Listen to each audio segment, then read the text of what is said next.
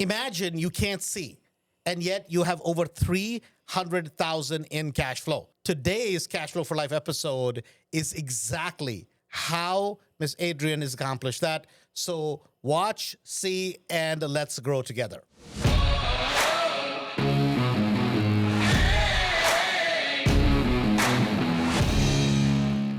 My name is Adrienne Falconer. I have a background in social services. In 2011, I had excess swelling on the brain that damaged my optic nerves, causing me to lose about 75% of my vision.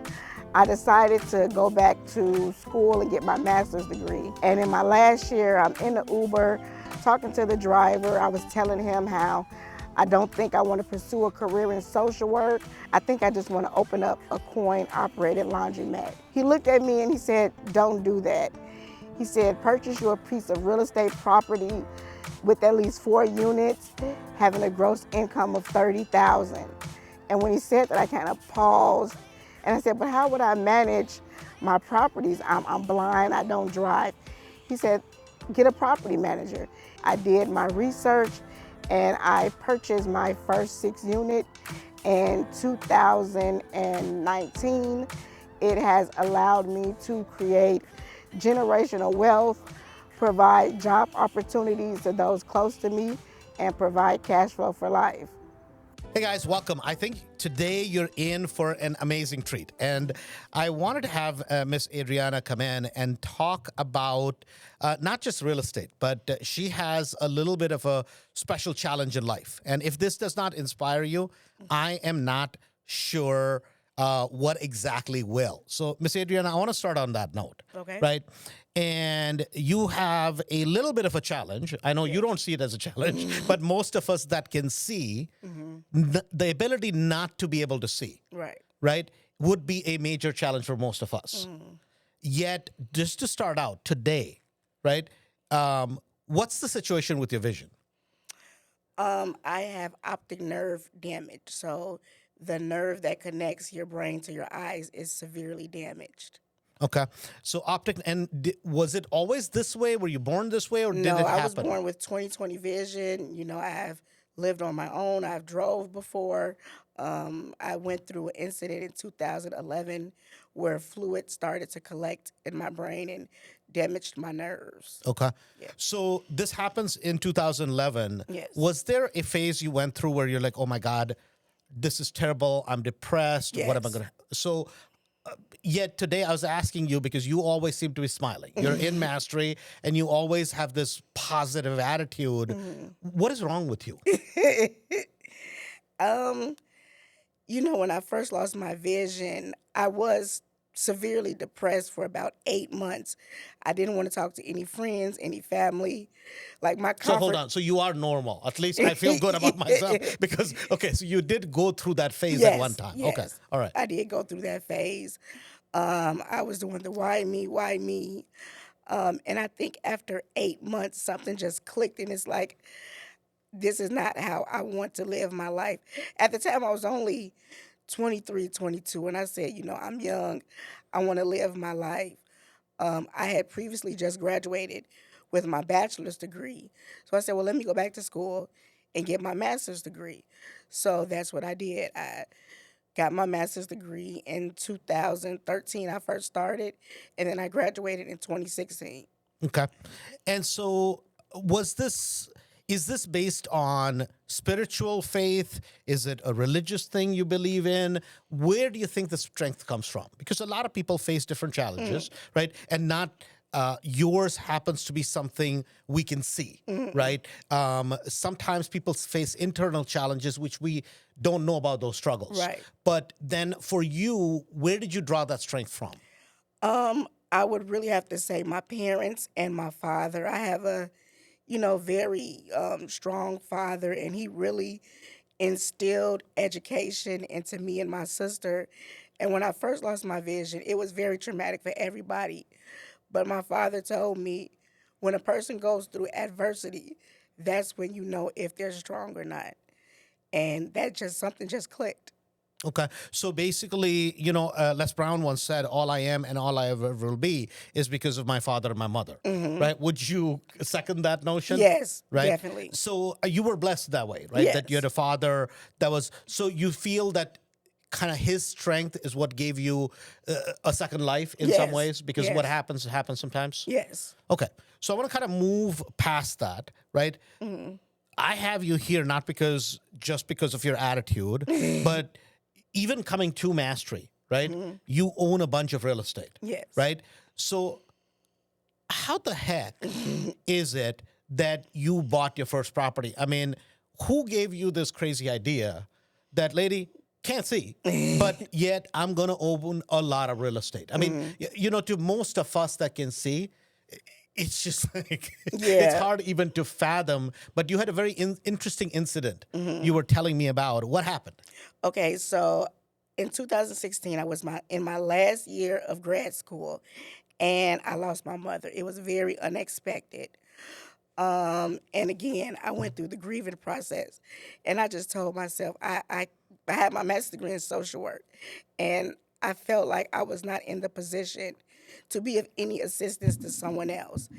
And I was in an Uber, and me and the driver, was just having a conversation. And I told him, I'm about to graduate.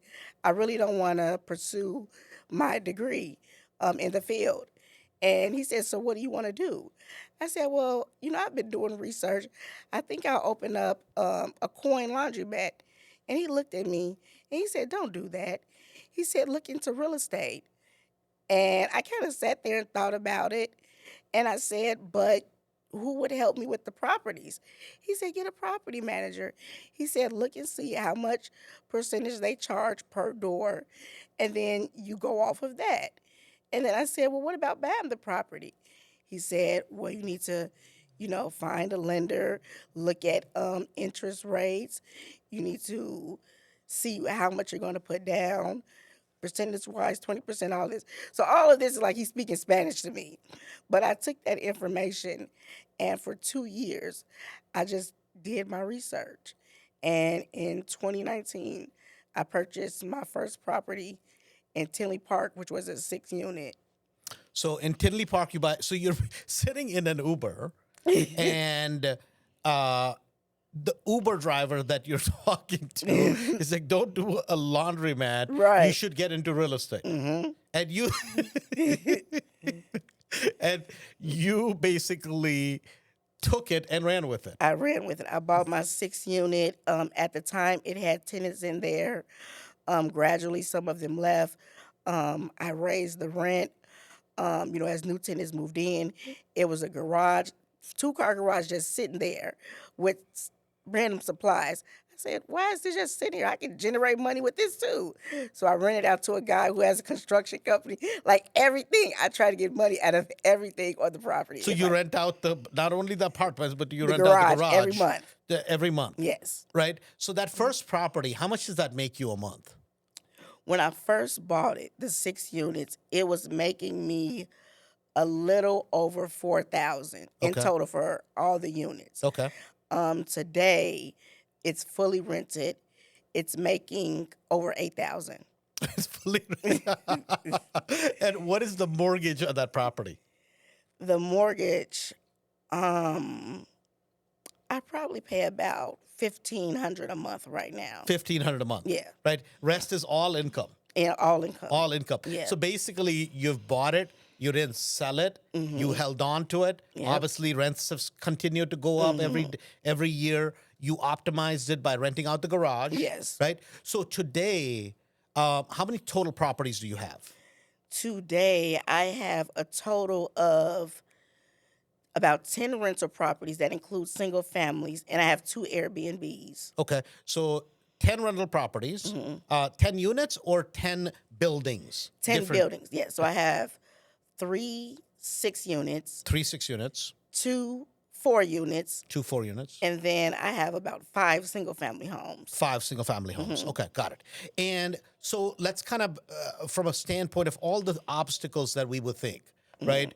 As far as for these properties as you start buying them, right? It's not like you had an infinite amount of money, Right. right? No money tree in your backyard for sure? No. No money tree. Okay, I No. just want to make sure. Okay. How have you been doing these? Well, first of all, before we go there, let me ask you this.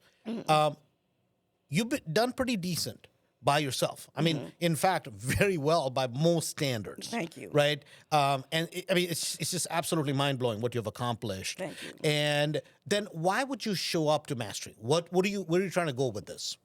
Well, the reason why I showed up to Mastery is because even when I bought my first property, I was always looking for, I don't know the correct term, like a platform that could really guide me and educate me, and just show me how to correct some of the things that I did wrong and help me to expand my portfolio. So when I was looking around at different programs within Chicago, I saw the Chicago REI on the meetup group, Sure. and I would listen to a lot of the Zooms. And then this past January, I had a friend. I said, "Look, I want to go to this 3-day conference." I said, "You always asking me questions about real estate. I'm making you go with me, so let's go." And then we went to the 3-day conference. The first day, I was inspired. I was like, "This guy has me hooked." And then I just talked to different people that were in Mastery, heard nothing but positive things. And I said, I'm going to take a gamble and just join Mastery.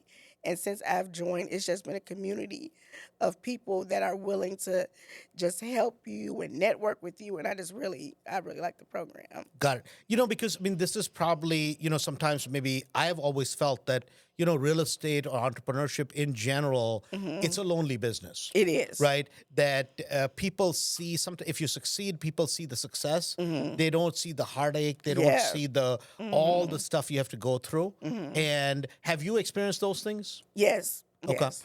So now, I mean, just the sorry. Go, sure. Yeah, just the incident yesterday. With tenants, when you have properties, you're gonna have some tenants that are nothing you do is gonna make them happy. So you face that also. It's not Yeah, just us. yeah, Okay. yeah. So nothing you do is gonna make them happy. They're still gonna complain, and people say things that are offensive to me, Sure. but they don't know on an everyday basis how much things cost. When there's something urgent, you have to find somebody that's willing to go out there at 11 o'clock at night. Like, people don't see that there is no 9 to 5. It's almost 24/7. Got it. So let me ask you this. So as you buy your first building, now on the first building, did you know, so cash on cash return, right? Commercial loans, all these kind of things that today, that's something you understand because you deal with every day, right? But on the first one, how did you come up with the money for the first one? Did you get a commercial loan on it? What did you do? Yeah, I received a commercial loan on it. Back then, 2019 interest rates were like what 2.5%. Right. And I had received a little money after my mother had died, and that's what really inspired me to do something. It's like, what am I going to do? I can't go out and buy a Lexus, so it's Right. like I want to do something to where if I have kids or if my sister have kids, I could pass this down and create generational wealth, and that's what really made me look into real estate. Got it. And then, So you get a little bit of money, right? And then you're like, I can go, do something, right? Go do something nice, and maybe may feel good for a day or two, Right. or do something where I can literally impact the next generation, right? And so at the time, did you go get a residential loan or commercial loan for that property? A commercial loan. You got a commercial loan. Yes. So did you go to a bank, or was it like one of the hedge fund type of loans? No, I went to a bank. Okay, so you Yeah. got like a small portfolio bank type of Yes, a loan. Okay, yes. got it. And at the time, did you, because you didn't come from a background of finance. No. Right? So at the time, were you just looking at it, okay, my monthly payment is $1,500, I collect $4,000, so I think I'm going to be good. Is that Right. how pretty much you were looking at Yeah, it? that's how I looked at it. So you were not looking at cash on cash returns, No. and nothing fancy, No. right? Just basic. Yes. Okay. So as far as finding the property, Mm-hmm. right? How do you go? Because I mean, for me, Mm-hmm. right? And this may be a dumb question, but I know if I'm wondering, everybody else is wondering, Mm-hmm. right? If you can't see, then how the heck do you find properties? Okay, so I used my same realtor. I bought my house in 2018. I used the same realtor for each deal. Okay. And we kind of have a conversation about what I'm looking for, what I'm not willing to accept. So the moment that we walk in there, she's like, okay, the common area looks nice, it looks well maintained. We go into the unit. It's a nice unit, but it's outdated. The fixtures are like from the 70s. And so when she's telling me that, in my head, I'm visualizing, how it looks. And then from there, I'll tell her, like, I'm interested. I'll tell her the questions that I have. Send me the leases. Send me the rent roll. I want to be sure that all the tenants are current and I'm not putting on an eviction or somebody, Sure. that's late on their rent. Does it have a coin? I'm big on coin operated washer and dryer. Like, I want all the income that I could possibly get. So does it? So you like the way the heavy bag feels, Right. right? So I'm like, does it have a coin operated washer and dryer? Does it even have a washer and dryer hookup? Does it have storage units? So I'm asking these types of questions. And then, when it comes to offering, something on the deal, that's when I kind of talk to my realtor or talk to people who have kind of purchased homes and ask less than what the asking price is. And that kind of helps me to gauge what I will offer. Got it. So you've clearly forged a good relationship with this agent, right? That's kind of helping you. I mean, I don't know how else to put it politely, but I mean, she's kind of your eyes and ears. Yes, she right? is. I mean, it's just how it is, and she's giving you feedback. You're visualizing, okay, what does the property look like? Now, in terms of, we're big about area selection, Right. right? Because the tenants, depending on the area you're in, right, you're going to attract that type of a tenant, Right. right? So, is that something that you look at also, Yes. Yes, I area do. selection wise? Yes. Okay, got So it. like I said, all of my properties are in the south suburbs, and I pretty much know that area really well. Got So it. I Okay. stick to what I know. Okay, got it. And now, south suburbs, you stay in south suburbs. Do you buy Chicago south side also, or no? No. No. Okay. No. So you know your market, you know the target area you want to be, and that's where you stick to. Yes. Right. Okay.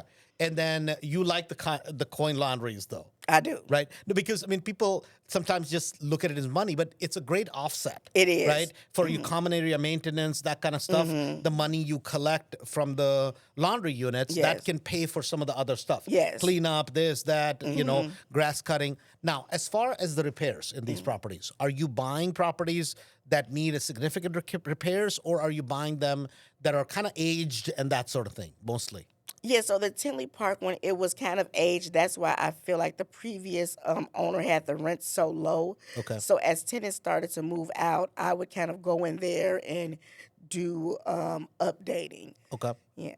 So how did you find, because this is a part of the business people struggle with also, which is like, Andrew, you don't understand how tough it is to find people to fix it, right? So, I mean, do you have a special hookup, or how do you find these people?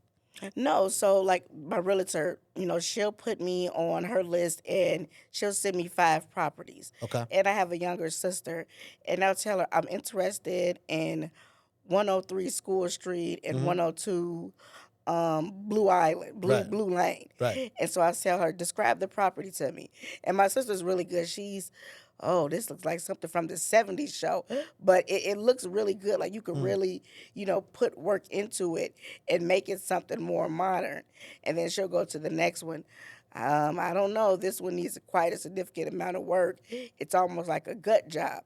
I'm not really knowledgeable in doing gut jobs, so that's automatically to the next. Okay. Yeah. So basically, kind of the properties that will work for you, Right. and that is beyond what you can handle. Right. And you just stick to the stuff that'll work for you. Yes. Okay, got it. So as far as like hiring rehabbers, right?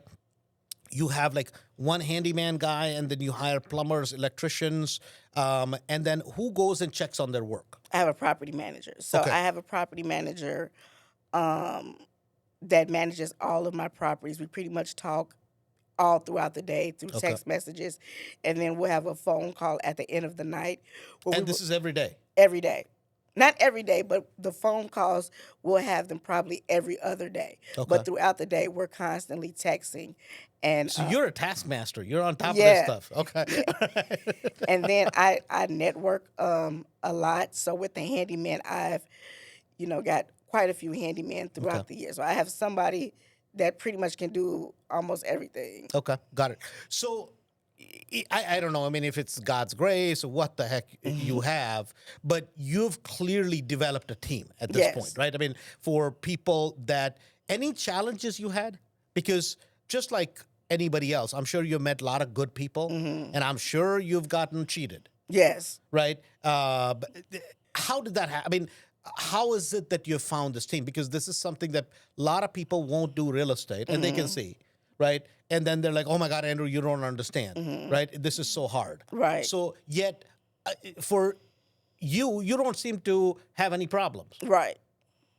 What do you mean, right? What do you mean you don't have I'm any sorry, problems? I was just agreeing with you. You But gotta yeah, have problems. yeah, I do have problems. So when I first started off with my building in Tinley Park, I had a property management company. Okay. And they were not that good. Let's just put it like that. Okay. I decided to leave them, and another guy had left them as well. He was working for them, and he left. And me, so hey, where are you working at now? Well, I have these properties. I left the company. How about we talk about you kind of managing my properties, and that's kind of how we linked up. Okay. So I mean, and the reason why I'm asking this question is that the visual impairment can create other challenges that Yes. I mean a person who can see is not going to have, right? I mean that's just a fact of life, Right. right? That it will create its own challenges a little bit from time to time. So it's not like you haven't faced those challenges. No, yes, I've faced a lot of challenges Okay. throughout the years, but I try to gain a good relationship with the people that I work with. And even though I can't physically see, you know, things that are at my properties, like in the yard and stuff like that, I have family members that can ride past or friends that I grew up with that can go in the common areas and, tell me how they look. So I constantly have people that are my eyes and ears. So, like it or not, you've learned how to network. Yes. Right? I mean, Yes. I mean, that's just how it is. Yes. Right? Because that is something you better be good at. Otherwise, you're not going to own these properties for very Right. long. Okay. Yes. So, today, as we look at it, right? As far as you have debt on a lot of these properties, you have paid the debt down. How does that structure look today? Yes, I've paid the debt down. So I would say now that I'm in mastery, I'm looking at the way that your program is set, and I'm like, man, if I would have did it the mastery way, I probably would have saved a lot of money. But I would say out of my 10 properties, maybe 4 have mortgages. Okay. Yeah.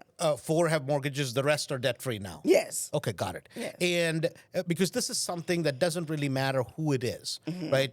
And we tend to be pretty heavy, pretty conservative in terms of how I want people to deal with their money, Right. Meaning, I want properties paid down. We highly encourage that. Right. Yet there's a school of thought. Well, why would you want to pay them down, right? Why not just keep scaling, keep Right. growing, right? I tend to be. I'm like, listen. The number one thing is your safety, your security, your peace of mind. Yes. Right? Once you get there, then you can do whatever you want beyond that. Right? Yes. But don't play with the money that you will ever need or you ever need to live Right, on. right. You seem to follow that philosophy. Is that Yes, correct? yes. And when growing up, my parents, we were middle class, but one thing my parents did was they lived outside of their means. And me seeing that, it just really made me conservative, You said that they lived outside of their means? Yes. Okay. So Yes. they were spending every penny they got and then some. Yes. Okay. So And- you're just saying they're just normal Americans. Right. I mean, But when I saw that, and sometimes the stress that I saw in my parents, I never wanted to be that way. So even with my bills and everything, I'm always on top of it. And I've learned, I put a lot back into my buildings. That's one thing about me. Like, if I make 50,000, I'm putting 25,000 to 35,000 back in my buildings. Okay. I'm not just blowing the 50,000 on something. Okay. So you're basically, of the cash flow that's coming in, you want your properties to be in tip-top condition. Yes. Okay, got it. Yes. And as far as right now, like if I look at, say, 10 buildings, you got a bunch of them paid off, and you got good cash flow coming in. What kind of cash flow do you make a month right now? I'll say probably about 30,000. 30,000. Yeah. Okay, 30,000 a month on 10 buildings. Right. Right. Now, mind you, a bunch of these are multifamilies. Yes. Right. And so then you multiply that forward times 12. That's like $350,000, Yes. $4,000 for the year. Yes. You realize that's a lot of money. It is. That is a lot of money. Yes. Right. And most people with 2020 vision working full time can't make that kind of money. No. Right. Yes. I mean, tell me this. What's the secret? The secret for me is you have to have, what is it, like tunnel vision. You have to focus on the goal that's ahead. You're always going to have people that's going to be negative.